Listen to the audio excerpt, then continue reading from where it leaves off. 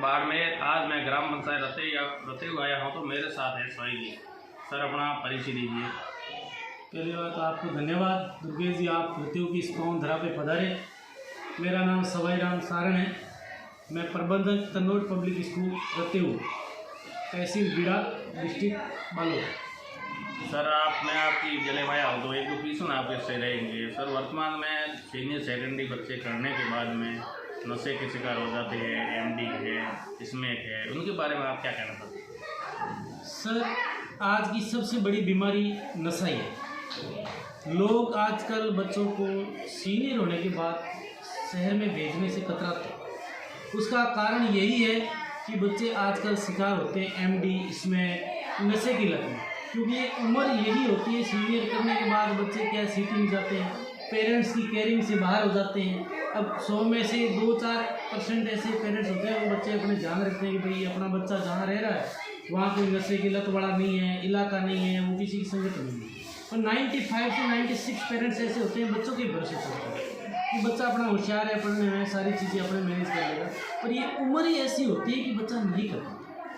Parents बच्चे के according पैसे भेजते रहते हैं, बच्चा पढ़ रहा है क्यों, हर तरीके से बच्चा तो मांगता रहता है। पेरेंट्स यही सोचता है कि उसको कोचिंग के चाहिए या पढ़ाई के चाहिए, तो ज़्यादा बच्चों को पैसे भी देना आवश्यकता से ज़्यादा, तो वो नशे की लत से, और जो नशा बेचते हैं वो धीरे धीरे उनको चुगल में लेते हैं ताकि वो अपने ग्राहक तैयार करते हैं। भाई कोई खरीदने वाला तैयार कब होता है, जब कोई लेगा, नशा सीखेगा नहीं तो तैयार नहीं होगा।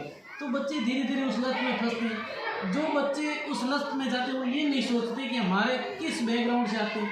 चाहे अरबपति किसी के बाप की औलाद है, वो भी नशे की लत में नहीं जाना। आपके पास पैसे हैं तो आप उन बच्चों की हेल्प करिए जो शहर में आके पढ़ना चाहते हैं, उनके पास पैसे नहीं है। आपके पेरेंट्स के पास पैसे हैं तो आप नशा ना करके अपने साथी की हेल्प कर दीजिए, ताकि वो आपको इतनी दुआ देगा जिसकी बदौलत आप आगे बढ़ेंगे, आपको रोक नहीं सके। जैसे कि सर इन बच्चों को रोकथाम के लिए एक दो उपाय बताइए। जैसे कि रोकथाम के लिए पेरेंट्स पहली बात तो बच्चों पे ध्यान दें। शहर में आपने भेजा है, जिस जगह आपका बच्चा रह रहा है, जिस कॉलेज में पढ़ रहा है, और बच्चे के जो आजू बाजू में उसके दोस्त हैं वो किस दायरे के हैं। कोई नशे के दायरे के हैं, कोई जैसे चवन्नागिरी करने वाले हैं, या पढ़ने वाले स्टूडेंट हैं। क्योंकि ये संगत का ही फल होता है, जैसी संगत लेगा वैसे। हमारे यहाँ कहावत है, कालियो गोरी का रंग लखन नहीं तो रंग नहीं तो लखन जरूर रहेगा।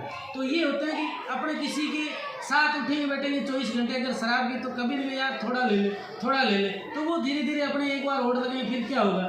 तो कम से कम इन चीज़ों पे पेरेंट्स ध्यान दें कि आपका बच्चा पढ़ने जा रहा है, किस कॉलेज में है, किस जगह पढ़ता है, कॉलेज जाता है कि नहीं जाता, कोचिंग जाता है कि नहीं जाता, तो उसको आवश्यकता कितने पैसे की है, आपसे कितने ले रहा है।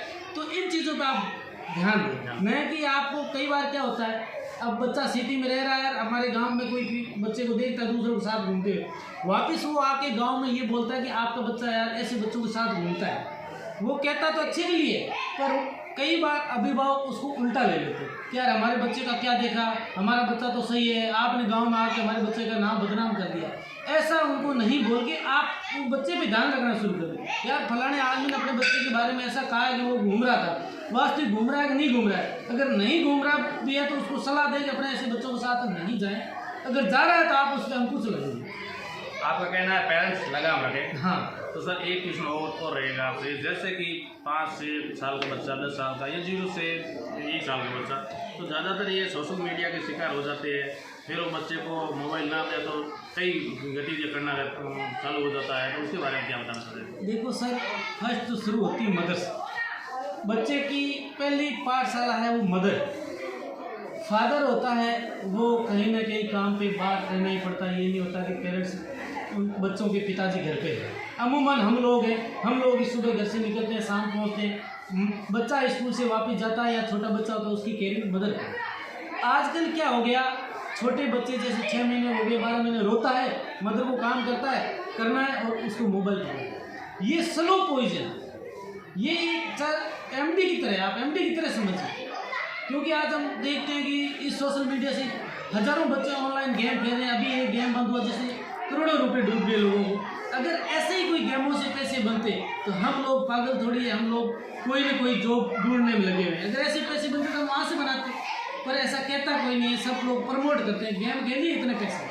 अगर गेम से पैसे आते तो आज मैं जिस संस्थान को चला रहा हूँ उसका प्रबंधक हूँ, मैं यहाँ नहीं हो कि इतने बच्चों के हेडेक नहीं पर ऐसा नहीं होता, मोबाइलों से पैसे नहीं आते।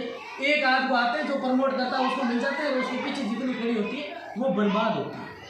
अब छोटी माताएं हैं, जैसे छोटे बच्चों को है, वो मदर बच्चों को मोबाइल नहीं देके चुप कराने के लिए खिलौने लाए छोटे।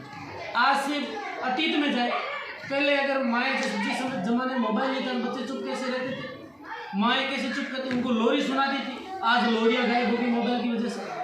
आज मामा नाना की नानियों की कहानियाँ सुनाती तो वो गायब होगी, पता ही नहीं बच्चों को नाना नानी हमारा परिवार कितना बड़ा है। छोटे छोटे बच्चे होते मोबाइल दे देते, और ये खिलौने गायब हो गए।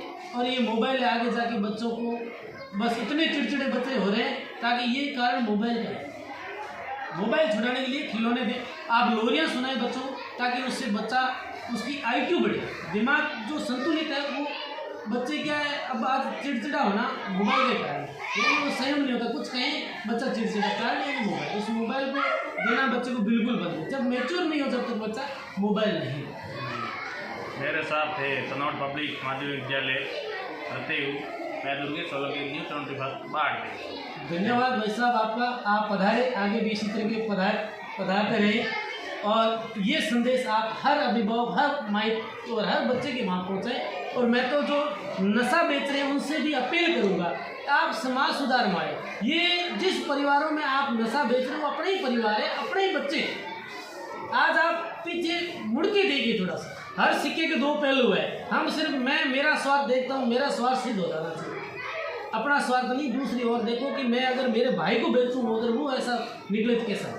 हाँ सर, एक प्रश्न और रहेगा, जैसे कि कोई तस्करी करता है, अफीम बेचता है, कोई डोडा बेचता है, वो तस्कर होता है, वही उनको जैसे समाज के अंदर कोई बड़ा मंदिर का है, जैसे इंडिया सटाना ऐसा होता है, उनको भी सबसे आगे बैठा के साफा बंदा का स्वागत करता है, उसके बारे में क्या कहना है? देखो, इस चीज़ के लिए मैं दोनों तरफ, बिठाने वाले और बैठे। देखो किसी की समय परिस्थितियाँ क्या बनी, कौन कहाँ चला गया। अब ज़माना अलग है, अब ज़माना है वो डिजिटल ज़माना। अब लोग प्रमोट होते हैं क्या, जैसे मान लो मैं कुछ भी करता हूँ, अच्छे कपड़े पहन के, अच्छे जूते 5,000 के, 5,000 की ड्रेस, बस इतना ही सीमित होता है, इससे ज़्यादा किसी के पास कुछ नहीं। अगर होता तो दुनिया आज बहुत कुछ आगे बढ़ चुकी होती, और आगे वही बढ़ता है जो निम्न स्तर से ऊपर होता है। तो मैं उन लोगों से ये कहना चाहूँगा, अगर आप ऐसे इस तरफ जा रहे हैं, जो तस्करी कर रहे हैं, चाहे इसमें आप बचिए प्रतिष्ठा से, आप समय, आप पैसा वही दीजिए, चाहे आपकी खरी कमाई का 500 रुपये, जरूरी नहीं आप 5 लाख 51,000 दे, 500 रुपये दे, पर आपके वो नशे से ला के पैसे वहाँ नहीं दे। ये मेरा आग्रह है, क्योंकि अपने समाज को कौन बचाए, हम ही बचाएंगे। नशा बेचने वाला कोई इंसान है, कोई मेरे परिवार का होगा, कोई मेरे समाज का होगा, कोई मेरे गाँव का होगा। आप अगर आपने अतीत में कर दिया, उसको भुला के आप नया कोई काम शुरू कीजिए, नया संदेश शुरू कीजिए। ये चीज़ें तभी रुकेगी जो तस्करी करने वाले हैं, सबसे पहले वो लोग। क्योंकि नशा कहाँ रुकते हैं, आपने सुनते हैं कि नशा बंद है, फलाने की आज मीटिंग हुई, वहाँ एक मीटिंग रखी, ब्याह शादी में डोडा बंद। डोडा बंद कौन करेगा? पीने वाले करेंगे। जिस दिन पीने वाले कहते हैं हमारे लिए डोडे चालू नहीं करने, आप बंद करो, उस दिन ये सारी चीज़ें करो। बीमारी तभी खत्म होगी तब एंटीबायोटिक और उस बीमारी का इलाज, तभी वो चीज़ें। मेरे साथ थे भाई सारा, मैं दुर्गेश सोलंकी, न्यूज़ 25 बाढ़।